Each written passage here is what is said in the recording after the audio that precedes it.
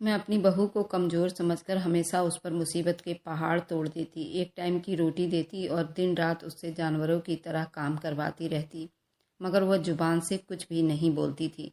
मैं समझी वह गूंगी है और खुश होती।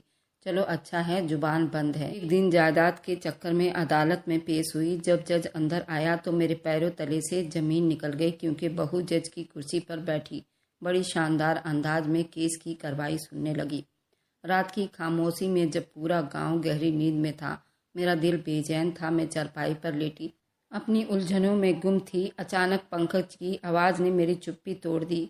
कहा, माँ आप जाग रही हैं? मैंने सर उठाकर उसे देखा। उसके चेहरे पर बहुत हिचकिचाहट थी, जैसे कोई ज़रूरी बात करना चाह रहा हो। उसके लिए वह शब्दों का चुनाव ढूंढ रहा हो। हाँ जाग रही हूँ बेटा, क्या बात है? वह धीरे से मेरे पास आया और नरमी से बोला, माँ मैंने अपनी ज़िंदगी के बारे में एक फ़ैसला किया है। ये शब्द मेरे दिल को धड़का गया था। कैसा फ़ैसला? मैंने जल्दी से पूछा। माँ मैंने एक लड़की को पसंद की है और मैं उसी से शादी करना चाहता हूँ। उसके शब्द ने जैसे मेरे पूरे बदन को हिलाकर रख दिया था। मेरी आंखें हैरानी और गुस्से से फैल गई। क्या तुमने लड़की पसंद की है? तुम्हें क्या सूझी? तुम अभी इतने बड़े नहीं हुए। अच्छे बुरे की पहचान तुम्हें नहीं है बेटा। वो मेरी नज़रों का सामना करते हुए धीरे से बोला, माँ मैं जानता हूँ कि आप मेरे लिए हमेशा सबसे अच्छा चाहती हैं, लेकिन ये मेरी ज़िंदगी और मेरी खुशी उसी लड़की के साथ है। मेरा दिल जैसे धड़कना ही भूल गया था। मैंने हमेशा सोचा था पंकज मेरे हर फैसले पर अपना सर झुका देगा, लेकिन आज मेरे सामने खड़ा अपनी मर्जी कर रहा था। ये लड़की कौन है? मेरा सब थोड़ा सख्त हो चुका था। माँ वो बहुत इज्जतदार और नरम दिल की लड़की है। मैं उसे बहुत करीब से जानता हूँ और उसका परिवार भी पढ़ा लिखा परिवार है। मैंने गुस्से में पूछा, क्या उनके पास दौलत है? क्या वो हमारे बराबर के लोग हैं? पंकज कुछ पल चुप रहा, फिर धीरे से बोला, माँ वह ज़्यादा अमीर नहीं है, लेकिन वह इज्जतदार लोग हैं। ये सुना था कि मेरा सब्र जवाब दे गया। तो तुम चाहते हो कि मेरी बहू एक गरीब घर से हो? तुम्हें हमारी इज्जत का ख्याल नहीं? तुम्हें अंदाज़ा है कि लोग क्या कहेंगे? पंकज ने बड़ी आराम से कहा, माँ लोग कुछ भी कहें, लेकिन मेरी खुशी उसी लड़की के साथ रहकर है। ये शब्द मेरे दिल में किसी जख्म की तरह लगे। मैंने अपनी ज़िंदगी अपनी बेटी के लिए बिता दी थी, उसे इतनी मेहनत और मोहब्बत से बड़ा किया था, और आज वो मेरे फैसले के खिलाफ जा रहा था।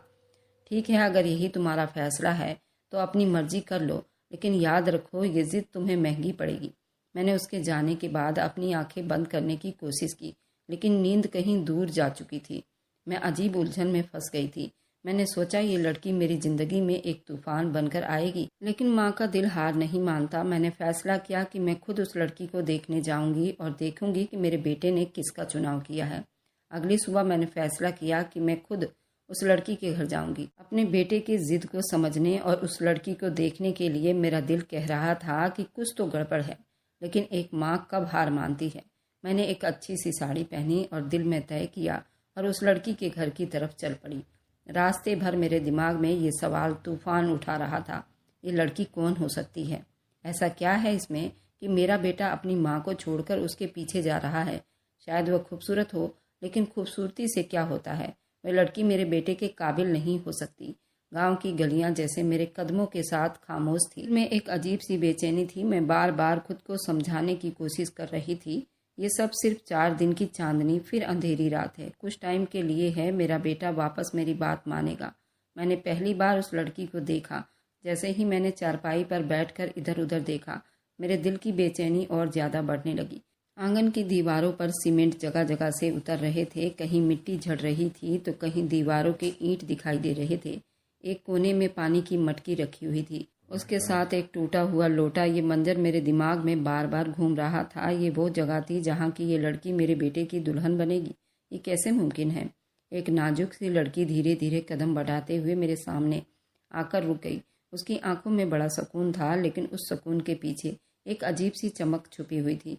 वह चेहरे से बहुत मासूम लग रही थी, लेकिन उसका चुप खड़ा रहना मेरे गुस्से को और ज़्यादा बढ़ा रहा था। यही है वो लड़की, मैंने दिल ही दिल में सोचा और अपने आप को काबू रखने की कोशिश की। उसकी माँ ने बड़ी गर्व से कहा, ये मेरी बेटी कनक है, बहुत अच्छी और बिल्कुल शांत लड़की है, अपने बाप की बहुत लाडली थी।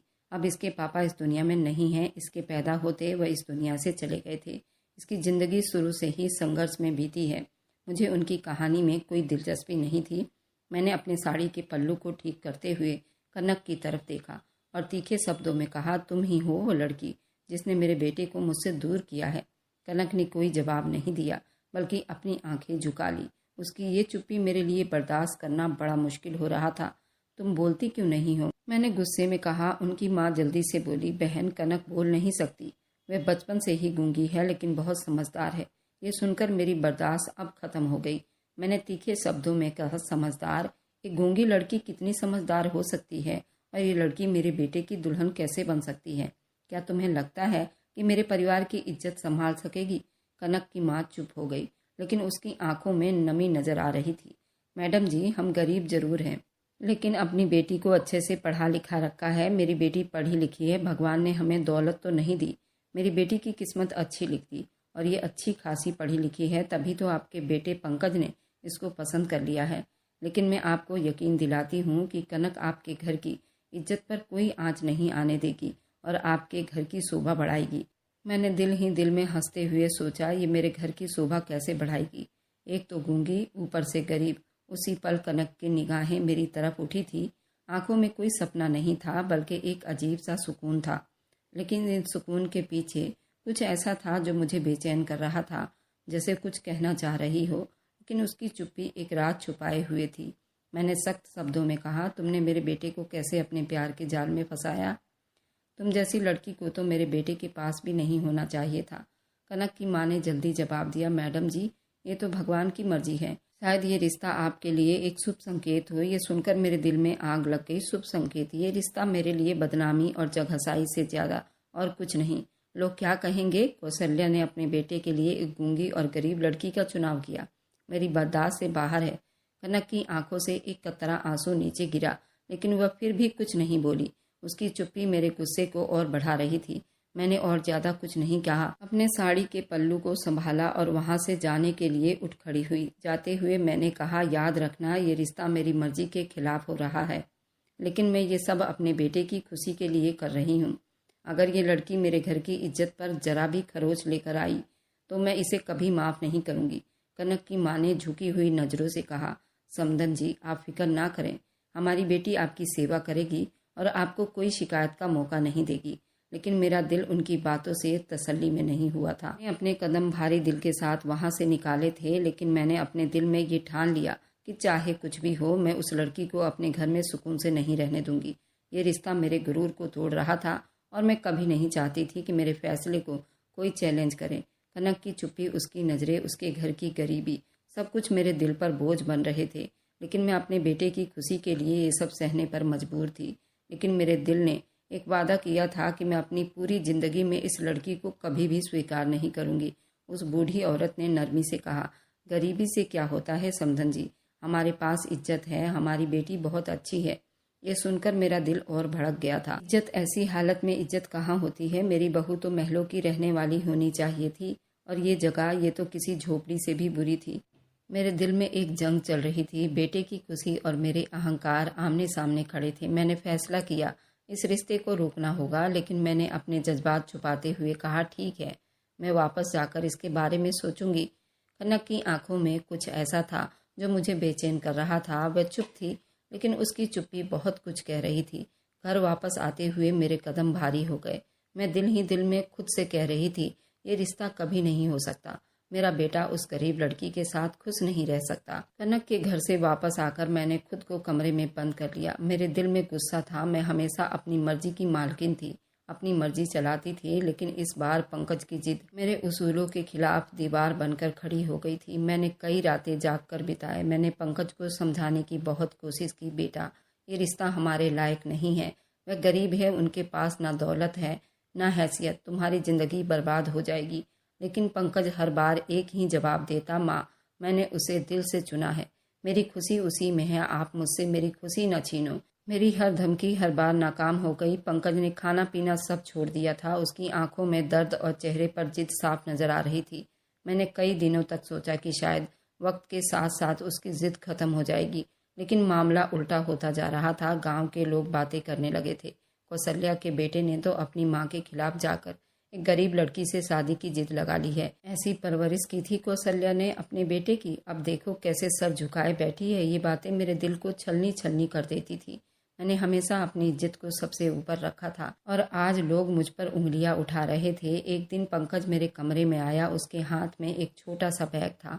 माँ, अगर आप मेरी शादी कनक से नहीं करवाओगी तो मैं इस घर को छोड़कर चला जाऊंगा।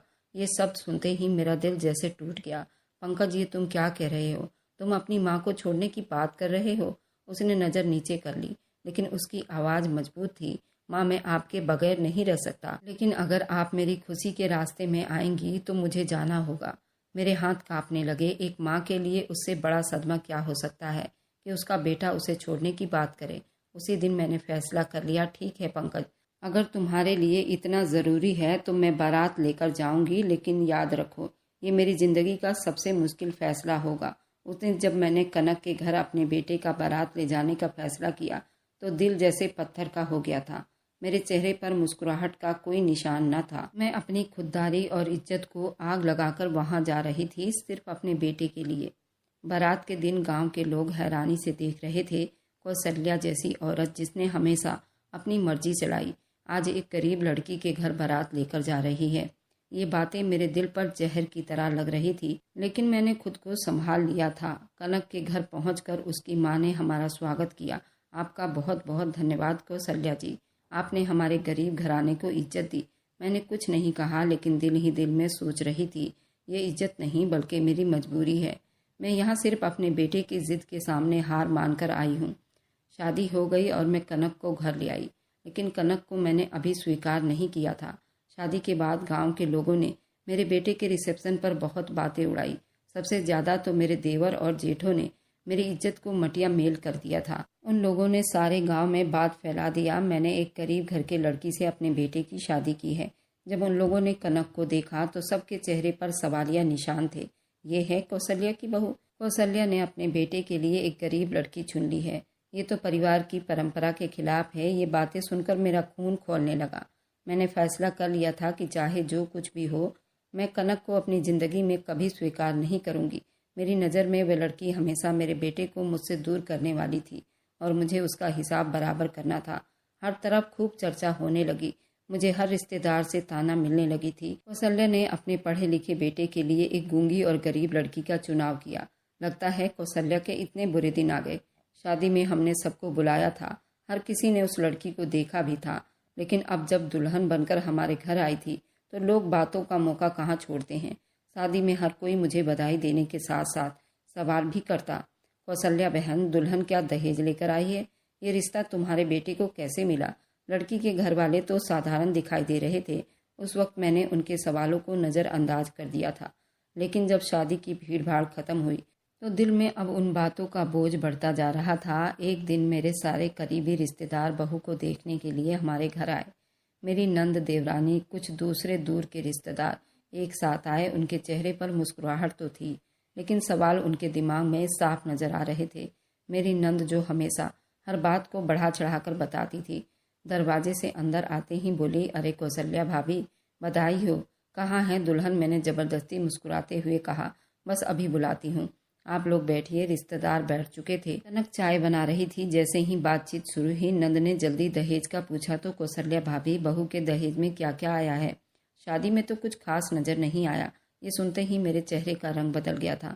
मैंने मुस्कुराहट छुपाने की कोशिश करते हुए कहा, अरे दहेज कोई मायने नहीं रखता, असल में चीज़ मोहब्बत और इज्जत है।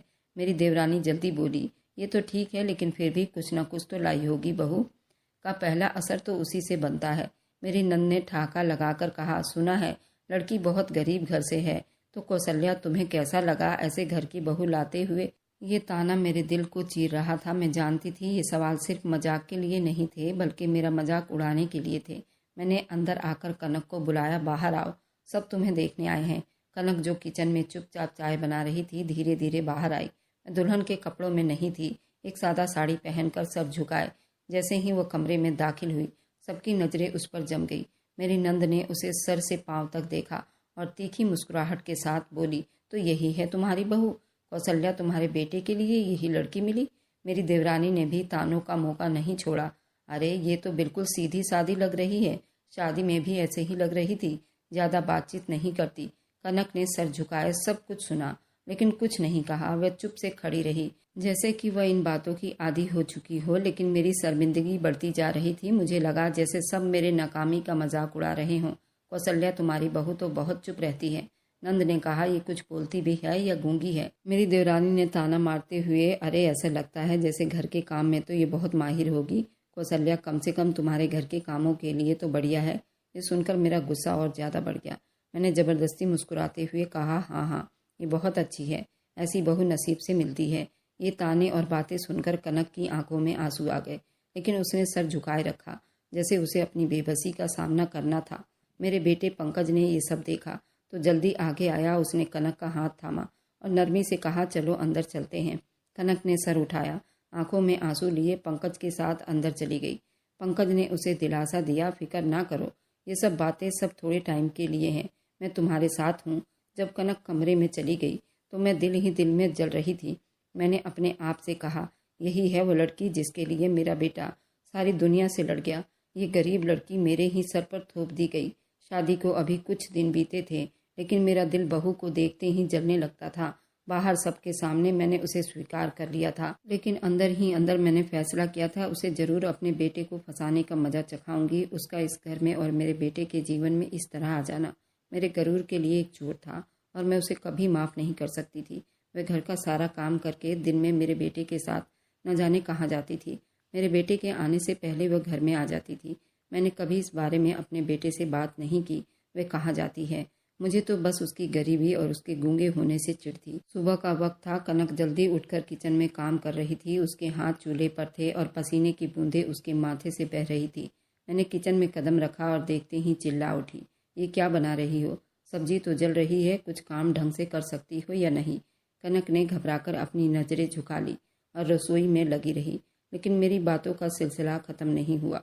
मैंने तुम्हारे जैसी निकम्मी लड़की जिंदगी में नहीं देखी, ना शकल की अच्छी ना काम की।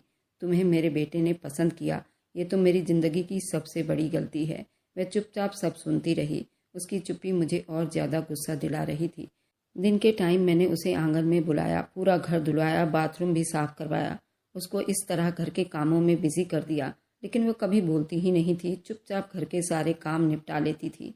मैंने आवाज़ दिया तो कनक ने चुपके से सर हिलाया और झाड़ू उठाकर काम करना शुरू कर दिया। मैं कनक से बहुत चिढ़ने लगी थी, क्योंकि वो मेरे बेटे के साथ चली जाती थी और वो मेरे बेटे की ड्यूटी आने से पहले ही घर भी आ जाती थी। तो मैं उसे बार बार तंग करने के लिए कभी किचन में आवाज़ देती तो कभी बाहर, ताकि वह एक पल के लिए भी सुकून ना ले सके। अरे कनक, ये बर्तन क्यों नहीं धुले? अरे कनक, तुम्हें ये भी नहीं आता कि कपड़े कैसे धोते हैं? ये झाड़ू कैसे लगाया है? तुम्हारी माँ ने तुम्हें कुछ भी नहीं सिखाया। शाम को पंकज घर आया। मैंने जल्दी ही अपना शब्द बदल लिया। जैसे ही उसने कनक को किचन में देखा, मैं मुस्कुराकर बोली, बहू तुम तो काम में इतनी बिजी हो जाती हो, जरा आराम कर लो। पंकज ने मेरी बात सुनकर हैरानी से कहा, माँ आप इतनी मोहब्बत से बात कर रही हैं, मुझे खुशी हो रही है कि आप कनक के साथ खुश हैं। मैं दिल ही दिल में हंस रही थी। ये तो गूंगी है, उसे क्या मालूम कि मैं पीठ पीछे क्या करती हूँ। उसे तो अपनी शिकायत भी करना नहीं आती। पंकज के जाने के बाद मैं दोबारा अपनी असली रूप में आ जाती थी और मैंने कभी हकीकत जानने की कोशिश भी नहीं की और लोगों की बातों पर हमेशा ध्यान दिया, और यही मेरी सबसे बड़ी भूल थी। और मैंने कभी अपने बेटे और बहू को जानने की कोशिश ही नहीं की। कनक मेरे साथ बहुत अच्छे से रहती थी, लेकिन मुझे तो लोगों की परवाह थी। मैं कब कनक की अच्छाई को देखती, मैं मन ही मन कनक के लिए सोच रही थी। ये मत समझना कि मेरे सामने चुप रहने से सब कुछ ठीक हो जाएगा। तुम इस घर की बहू हो, लेकिन मेरी मर्जी के बगैर तुम यहाँ कुछ नहीं कर सकती। कनक के आंखों में आंसू थे, लेकिन उसने कुछ नहीं कहा। वह चुपचाप अपने काम में लगी रही, जैसे वह अपने जज्बात को अंदर ही अंदर दबा रही हो। रात को जब सब सो गए, कनक कमरे में बैठी रो रही थी। वह अपने दिल की बात जुबां पर लाना चाहती थी, लेकिन उसकी चुप्पी उसकी सबसे बड़ी रुकावट थी। वह सोच रही थी, मैं कैसे कहूँ, कौन मेरी बात समझेगा? माँ जी तो मुझे हर बात में ताना देती हैं, पंकज मुझे सुनेंगे, लेकिन शायद मेरी हालात को नहीं समझ सकेंगे। उसके आंसू तकियों को भिगो रहे थे, लेकिन उसके दिल का बोझ कम नहीं हो रहा था। दूसरे दिन मैंने उसके ऊपर एक और अत्याचार किया। मैंने जानबूझकर उसे फालतू कामों में उलझाना शुरू कर दिया। ये सब्जी दोबारा बनाओ, ये ठीक नहीं है, ये झाड़ू दोबारा लगाओ, आंगन में कचरा हो गया है। मैंने ये सब इसलिए किया क्योंकि मैं चाहती थी वह थक हार कर खुद ही यहाँ से चली जाए। लेकिन वह सब्र की मूरत बनी रही। हर काम करती जा रही थी। शाम को पंकज वापस आया तो उसने देखा कि कनक की हालत खराब है। उसके हाथ थकान से कांप रहे थे, उसकी आंखें सुर्ख लाल थी। कनक, क्या हुआ? पंकज ने फिक्रमंदी से पूछा। कनक ने सर झुकाया। कुछ नहीं हुआ। वह अपनी तकलीफ जुबां पर नहीं ला सकती थी। पंकज ने उसके करीब बैठकर कहा, मैं जानता हूँ ये घर तुम्हारे लिए नया है, लेकिन मुझे यकीन है कि तुम सब कुछ ठीक करती हो। ये सुनकर कनक की आंखों में आंसू आ गए। पंकज ने उसे दिलासा देते हुए कहा, परेशान मत हो, मैं तुम्हारे साथ हूँ। मैंने ये सब दूर से देखा और दिल ही दिल में सोचा, ये गूंगी लड़की मेरे बेटे के दिल में अपनी जगह बना रही है, लेकिन उसे नहीं मालूम कि मेरी मर्जी के बगैर वह यहाँ कुछ नहीं कर सकती। कनक की चुप्पी मेरे लिए जीत थी। मुझे यकीन था ये गूंगी है, उसकी आवाज़ कोई नहीं सुनेगा और मैं इस घर की मालकिन हमेशा अपनी मर्जी चलाऊंगी। लेकिन मुझे नहीं मालूम था उसकी चुप्पी में एक राज छुपा हुआ था जो मेरी जिंदगी को बदल कर रख देगा। कनक की तबीयत दिन ब दिन खराब हो रही थी। वह काम करते हुए लड़खड़ा जाती थी, लेकिन फिर भी वह चुप रहती थी। उसका चेहरा पीला पड़ता जा रहा था, जिसे देखकर मुझे कभी तरस नहीं आता था, बल्कि मैं उसकी हालत को अपने हक में इस्तेमाल करने के लिए बहाने ढूंढ रही थी। एक दिन मैंने पंकज से कहा, बेटा, तुमने मुझे समझाया था कि कनक तुम्हारे लिए खुशियों का बहार बनेगी, लेकिन ये तो बीमार होकर घर का बोझ बन गई है। पंकज ने नरमी से जवाब दिया, माँ, कनक बीमार है, उसे आराम की ज़रूरत है। मैं उसे डॉक्टर के पास लेकर जाऊंगा। ये सुनकर मेरे दिल में आग लग गई। डॉक्टर के पास ले जाएंगे? मैं कब काम आऊंगी? मैं खुद ही उसे डॉक्टर के पास लेकर जाऊंगी। तुम्हें परेशान होने की ज़रूरत नहीं। मेरी बात ना मानते हुए पंकज उसे डॉक्टर के पास ले गया था। उसी शाम गीता हमारे घर आई। वह हमेशा की तरह बड़े सज धज कर तैयार रहा करती थी और उसकी मुस्कुराहट में वही पुरानी चालाकी छुपी हुई थी। आंटी जी, आप ठीक कहती हैं कि पंकज के लिए ऐसी बीमार और गूंगी लड़की अच्छी नहीं। उसे तुम मेरी जैसी खूबसूरत लड़की मिलनी चाहिए थी जो आपके घर को संभाल सके। मैंने गीता की बात पर मुस्कुराते हुए कहा, गीता, तुम्हारे जैसी लड़की मेरे घर की बहू बन सकती थी, लेकिन मेरे बेटे ने अपनी अकल कहीं और गंवा दी थी। गीता ने धीरे से कहा, आंटी जी, अभी भी वक्त है, आप पंकज को कनक से दूर कर सकती हैं। मुझे तो लगता है ये बीमारी का नाटक कर रही है, उसकी हकीकत कुछ और है। अगले दिन मैंने कनक को किचन में काम करते देखा। वह एक हाथ से दीवार का सहारा लेकर ही काम कर रही थी, दूसरे हाथ से रोटी बना रही थी। मैंने गुस्से से कहा, अरे ये ड्रामा बंद करो, अगर बीमार हो तो अपने माँ के घर चली जाओ। कनक ने मेरी बात का जवाब नहीं दिया, लेकिन उसकी आंखों में आंसू साफ नजर आ रहे थे और मैं इसी मौका का फायदा उठाते हुए गीता को बुलाया और कनक के सामने कहा, देखो गीता, मेरे बेटे की किस्मत ऐसी बीमार और गूंगी लड़की लिखती गई है। अगर तुम मेरी बहू होती तो मेरे घर को सोने का महल बना देती। रात को पंकज ने कनक की आंखों में आंसू देखे तो पूछा, क्या हुआ? माँ ने कुछ कहा? कनक ने सर झुकाया और कुछ नहीं कहा। पंकज ने उसके करीब आकर कहा, मुझे बताओ, अगर कुछ हुआ है तो मैं दरवाजे के पीछे खड़ी सब कुछ सुन रही थी। दिल ही दिल में सोचा, ये गूंगी है, कुछ नहीं बोलेगी। पंकज जितना मर्जी पूछ ले, ये जुबान खोलने वाली नहीं। अगले दिन गीता ने मुझे एक नया तरकीब बताया, आंटी जी, आप कनक की बीमारी का बहाना बनाकर पंकज को भड़काइए। ये लड़की उनके लिए ठीक नहीं है। आप कहिए कि ये लड़की ना तो बोल सकती है, ना सेहतमंद है और ना आपके घर की शोभा पर खरी उतर रही है। मैंने गीता की बात मानने का फैसला कर लिया। मैंने पंकज से कहा, बेटा, तुम्हें ये समझना होगा कि कनक तुम्हारे साथ जिंदगी बिताने के काबिल नहीं है। वह बीमार है और उसकी हालत दिन ब दिन बिगड़ती जा रही है। मुझे लगता है कि तुम्हारे किस्मत पर बोझ है। पंकज ने मेरी बात को नज़रअंदाज करते हुए कहा, माँ, कनक मेरी जिम्मेदारी है। आप जो कुछ चाहें करें, मैं उसे नहीं छोड़ूंगा। ये सुनकर मेरा दिल जलकर राख हो गया। मैंने गीता से कहा, तुम्हारी इतनी कोशिश के बाद भी पंकज मेरी बात नहीं मान रहा। हमें कुछ और करना होगा। कनक की रातों की चुप्पी मेरे दिल में शक पैदा करने लगी थी। वह अक्सर देर तक जागती रहती थी और कभी कभार चुपके से कमरे से बाहर निकल जाती थी।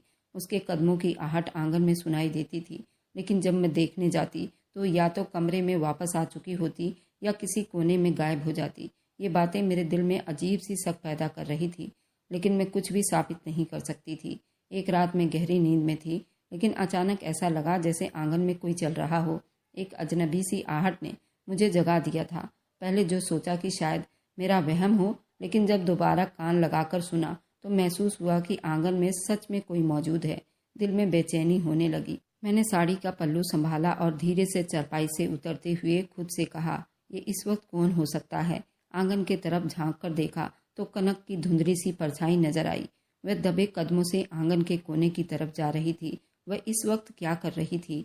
रात के उस पहर बाहर क्यों जा रही थी? मैंने दिल में कहा और पर्दे के पीछे से देखने लगी।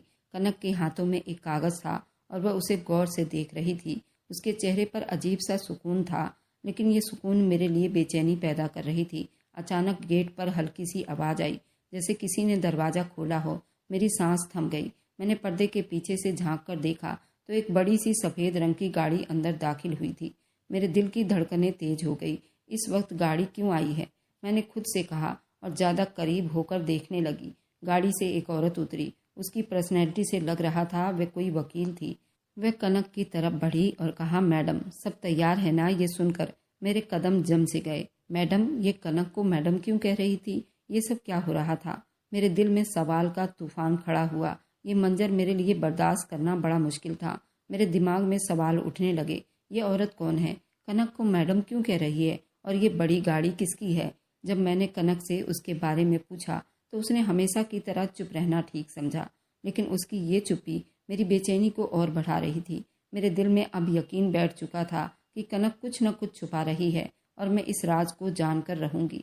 मगर देवर के झगड़ों ने मुझे कनक की उन बातों का पीछा करने न दिया और मेरे आंगन में आए दिन झगड़ा पहुंच जाता था। घर के आंगन में आज भी झगड़े का माहौल था। देवर की आवाज़ गूंज रही थी। मेरी बर्दाश्त अब खत्म हो रही थी। कौशल्या, ये जमीन तुम्हारी नहीं। देवर ने अपनी मुट्ठी मेज पर मारते हुए कहा। मेरा खून खौल रहा था। वह जमीन मेरे पति की मेहनत से बनाई हुई थी और उस पर तुम्हारा कोई हक नहीं। मैंने तीखे शब्दों में जवाब दिया। देवर की आंखों में नफरत थी। तुम औरत हो, अपनी हद में रहो। जमीन के फैसले आदमियों के होते हैं। उसके शब्दों ने मुझे झकझोर कर रख दिया। मेरी आंखों में आंसू आ गए, लेकिन मैंने खुद को संभाला। औरत हूँ तो क्या हुआ, हक लेना जानती हूँ। ये जमीन मेरी है। मेरा देवर हाथापाई पर उतर आया था और उस झगड़े में मुझे काफ़ी जख्मी कर दिया था। उस टाइम मेरा बेटा घर पर नहीं था और गांव के लोगों ने भी इस झगड़े में बोलना अच्छा नहीं समझा। मेरे देवर ने मुझ पर हाथ उठाया और मैं बुरी तरह से जख्मी हो गई थी। उस वक्त न जाने मेरी बहू भी कहाँ थी। मेरे सर में चोट लगने की वजह से मैं बेहोश हो गई थी। जब मुझे होश आया तो मैं हॉस्पिटल के बेड पर थी और मैं पूरी पट्टियों में जकड़ी हुई थी। जब मैंने आंखें खोला तो मेरे पास मेरा बेटा और बहू खड़े थे। उन दोनों को देखकर मुझे बड़ा सुकून मिला। मेरी बहू की आंखों में भी आंसू था। बेटा भी बहुत परेशान था। तब मुझे याद आया कि आखिर उस दिन क्या हुआ था। मेरे बेटे ने कहा, माँ आपको बातें नहीं करनी, डॉक्टर ने मना किया है। लेकिन उस दिन क्या हुआ था मैं सब कुछ अपने बेटे से बताना चाहती थी। मेरे बेटे ने हाथ के इशारे से मना कर दिया। माँ जो कुछ भी हुआ है उसे भूल जाओ। अभी आपकी सेहत अच्छी नहीं। आप जब ठीक हो जाओगी तो हम उसके बारे में बात करेंगे। इसी तरह मैं बिस्तर पर लाचार हो गई और हाथों से जख्मी हो गई थी। पैरों से चल नहीं सकती थी। मैं अपनी बहू कनक के सामने बहुत शर्मिंदा हो गई थी। कनक मेरी पूरी देखभाल कर रही थी, मेरी दिन रात सेवा कर रही थी। आज मुझे बीमार हुए 5 महीने बीत चुके थे। मेरे बेटे ने मुझे हॉस्पिटल से डिस्चार्ज करवा दिया था। अस्पताल में पड़े पड़े मैं बहुत ज़्यादा घबरा रही थी। मेरे कई ऑपरेशन भी हुए थे। मैं जिस बहू को कुछ भी नहीं समझती थी, आज उसने अपनी सेवा से मेरा दिल जीत लिया था। आज मैं उस दिन के झगड़े को लेकर घर में बात कर रही थी। मेरे पति का 5 साल पहले देहांत हो गया था और उन्होंने खेत के लिए ज़मीन खरीदी थी। वह ज़मीन उन्होंने अपने नाम से खरीदी थी और घर में ना ही मेरे बेटे को पता था ना ही मुझे पता था और मेरे देवर को ये बात पता थी। लेकिन जब मेरे पति की मृत्यु हुई उसी टाइम मेरे पति ने मेरे कान में ये बात डाली थी। लेकिन पति की मौत के सदमे में ये सब कुछ भूल गई थी। तभी मेरे देवर की नीयत भी खराब हो गई थी। वह ज़मीन को हड़पना चाहता था। जब मैंने अपने देवर से उस ज़मीन के कागज़ मांगे तो उसने ये दावा कर दिया कि इस ज़मीन में हिस्सा लगेगा। आधा हिस्सा मेरे देवर का होगा और आधा मेरे पति का। उस ज़मीन के कागज़ को चुराने में गीता ने मेरे देवर की मदद की थी। जिस गीता के बातों में आकर मैं अपनी बहू पर तरह तरह के अत्याचार कर रही थी, उसी गीता ने मेरे पीठ पीछे चुरा घोंपा था। गीता मेरे बेटे से प्यार करती थी। गीता ने मेरे बेटे को प्रपोज भी किया था। लेकिन मेरा बेटा तो कनक से प्यार करता था, जिसकी वजह से उसका प्रपोजल एक्सेप्ट नहीं किया था। गीता शायद उसी का बदला लेना चाहती थी।